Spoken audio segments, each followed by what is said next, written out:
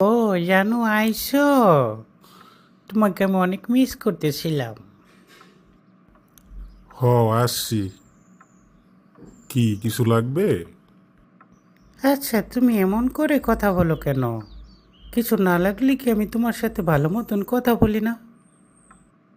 বিয়ের পর তো শুধু আমি দেখছি যখন তোমার কিছু প্রয়োজন হয় তখনই তুমি আমার সাথে মিষ্টি সুরে কথা বলো। তাছাড়া তো আমি কখনো কোনো সময় দেখি নাই আমার সাথে একটু মিষ্টি করে কথা বলতে বা পাশাপাশি বসে ভালো মতন গল্প করতে। আচ্ছা, যাই হোক, বলো কি লাগবে। না, কিছু বলবো না, দিলে তো মনটা খারাপ করে।